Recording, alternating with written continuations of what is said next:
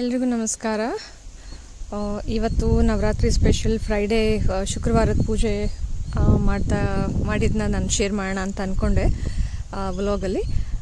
So ಇವತ್ತು ಏನಿಲ್ಲ, ತುಂಬ ಆಡಂಬರ ಏನೂ ಇಲ್ಲ, ವೆರಿ ಸಿಂಪಲ್ಲಾಗಿ ಪೂಜೆ ಮಾಡಿದ್ವಿ. ನೀವು ನೋಡ್ತಾ ಇರ್ಬೋದು.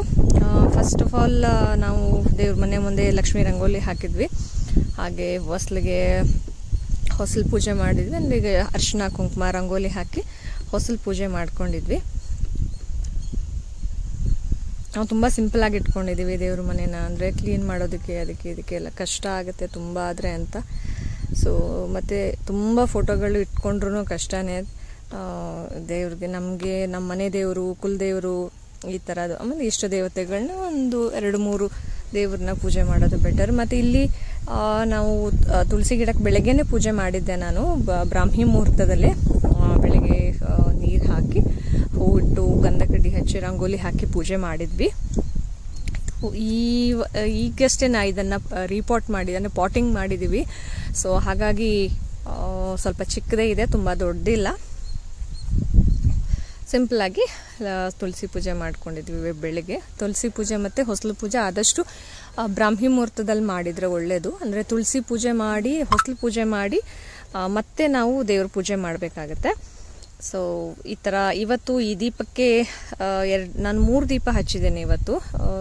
2 ನಮ್ಮದು ರೆಗ್ಯುಲರ್ ದೀಪ, ಅಂದರೆ ಈ ದೀಪಕ್ಕೆ ನಾವು ಬಳಸಿರೋ ಎಣ್ಣೆ. ಇವತ್ತು ನಾನು ದೀಪಮ್ ಆಯಿಲ್ ಬಳಸಿದ್ದೀನಿ.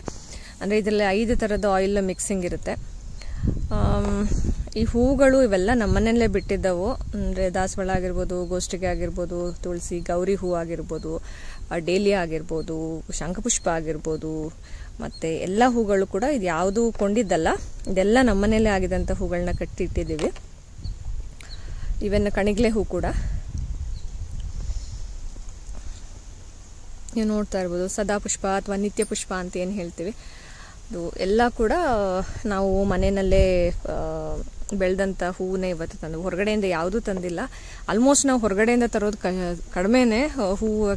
ಎಲ್ಲ ಹೂಗಳು ನಮ್ಮ ಮನೇಲೇ ಇರೋದ್ರಿಂದ ಆದಷ್ಟು ನಾವು ಮನೇಲಿ ಬೆಳೆದಿದ್ದ ಹೂವನ್ನೇ ತಂದು ಇಡ್ತೀವಿ. ಸೊ ನಾನು ಮೊದಲೇ ಹೇಳ್ದಂಗೆ ನಿಮಗೆ ದೀಪ 2 ಎಣ್ಣೆ ದೀಪ ಬೆಳೆಸಿದ್ದೀನಿ, 1 ತುಪ್ಪದ ದೀಪ ಹಚ್ಚಿದ್ದೀನಿ, ಕಾಮಾಕ್ಷಿ ದೀಪ.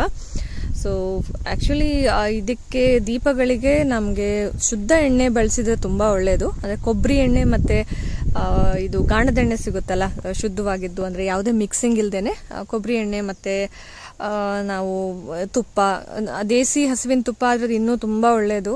ಇದು ನಮ್ಮದು ಏನು ಪಂಚಗವ್ಯ ದೀಪದಲ್ಲಿ ಹಚ್ಚಿದ್ರಂತೂ ಇನ್ನೂ ಒಳ್ಳೆಯದು. ಸೊ ಇದು ಇಷ್ಟು ನಾನಿವತ್ತು ಮಾಡಿದಂಥ ಸರಳ ಪೂಜೆ ಒಂದು ವ್ಲಾಗ್ ಮಾಡೋಣ ಅಂತ ಅಂದ್ಕೊಂಡೆ, ಹಂಗೆ ಹಾಕ್ತಾ ಇದ್ದೀನಿ. ಸೊ ನೀವು ಯಾವ ರೀತಿ ಪೂಜೆ ಮಾಡ್ತೀರಾ? ಐ ಥಿಂಕ್ ನಾನು ತುಂಬ ವಿಡಿಯೋಸೆಲ್ಲ ನೋಡಿದಾಗ ವಿಜೃಂಭಣೆಯಿಂದ ಮಾಡಿರ್ತಾರೆ. ಬಟ್ ನಿಜವಾಗ್ಲೂ ಅಷ್ಟೊಂದೆಲ್ಲ ಮಾಡೋ ಅವಶ್ಯಕತೆ ಇಲ್ಲ ಅಂತ ನನ್ನ ಅನಿಸಿಕೆ. ಅಂದರೆ ಭಕ್ತಿ ಒಂದು ಇರಬೇಕು, ನಿಮಗೆ ಮನಸ್ತೃಪ್ತಿ ಆಗಿರಬೇಕು ನೀವು ಮಾಡೋ ಪೂಜೆ. ಸೊ ಮನಸ್ತೃಪ್ತಿ ಇದ್ದರೆ ನಾವು ಮಾಡೋ ಭಗವಂತನಿಗೆ ಭಕ್ತಿ ಸಲ್ಲಿದ್ರೆ ಸಾಕು, ನಮಗೆ ಅನುಗ್ರಹ ಆಗುತ್ತೆ ಅನ್ನೋದು ನನ್ನ ನಂಬಿಕೆ. ನಿಮ್ಮ ಅನಿಸಿಕೆ ಏನಿದೆ ಅಂತ ತಿಳಿಸಿ. ಮತ್ತು ಇವತ್ತು ಕೂಡ ಸಿಂಪಲ್ಲಾಗಿ ನಾನು ಗುಡಾನ ಮಾಡೋಣ ಅಂತ ಅಂದ್ಕೊಂಡಿದ್ದೆ, ನವರಾತ್ರಿ ಆಗಿರೋದ್ರಿಂದ ಟೈಮ್ ಆಗಲಿಲ್ಲ. ಸೊ ಸ್ವಲ್ಪ ಜಾಸ್ತಿನೇ ತುಂಬ ಹೊತ್ತಾಯಿತು ಪೂಜೆ ಮಾಡೋದು. ಹಾಗಾಗಿ ಒಂದು ಹಣ್ಣನ್ನು ಮಾತ್ರ ಇಟ್ಟಿದ್ದೀನಿ, ಫಲಗಳನ್ನ ಇಟ್ಟಿದ್ದೀನಿ ನೈವೇದ್ಯಕ್ಕೆ. ಸೊ ಇದು ಬೆಳಗ್ಗೆ ಇಷ್ಟ ಇಡೋಕ್ಕಾಗಿದ್ದು. ಸಂಜೆ ಪೂಜೆಗೆ ಇನ್ನೊಂದು ಸ್ವಲ್ಪ ರೆಡಿ ಮಾಡ್ಕೊತೀನಿ. ಇದಾಗಿತ್ತು ಇವತ್ತಿನ ಪೂಜಾ ವ್ಲಾಗ್. ನಿಮಗೆ ನೀವು ಯಾವ ರೀತಿ ಪೂಜೆ ಮಾಡ್ತೀರಾ, ಮತ್ತು ನೀವು ಬಳಸುವಂಥ ಅಂದರೆ ಎಣ್ಣೆ ಆಗಿರ್ಬೋದು ಅಥವಾ ಎಷ್ಟು ದೀಪಗಳನ್ನ ಹಚ್ತೀರಾ, ಇವುಗಳನ್ನೆಲ್ಲ ನೀವು ಶೇರ್ ಮಾಡಿ. ಅಥವಾ ನೀವು ನಿಮ್ಗೆ ಇಷ್ಟ ಆದರೆ ಏನಾದರೂ ಕೇಳೋ ಅಂಥದ್ದಿದ್ರೆ ನನಗೆ ತಿಳಿದಿದ್ದನ್ನ ಖಂಡಿತವಾಗ್ಲೂ ನಾನು ತಿಳಿಸ್ಕೊಡ್ತೀನಿ. ಸೊ ಈ ವ್ಲಾಗನ್ನು ಆಲ್ಮೋಸ್ಟ್ ಇಲ್ಲಿಗೆ ಮುಗಿಸ್ತಾ ಇದ್ದೀನಿ. ನಿಮಗೇನಾದರೂ ಕ್ವೆಶನ್ಸ್ ಇದ್ದರೆ ಕೇಳ್ಬೋದು. ಈ ಪೂಜಾ ವ್ಲಾಗ್ ಇಷ್ಟ ಆಗಿದೆ ಅಂತ ಅಂದ್ಕೊಳ್ತೀನಿ.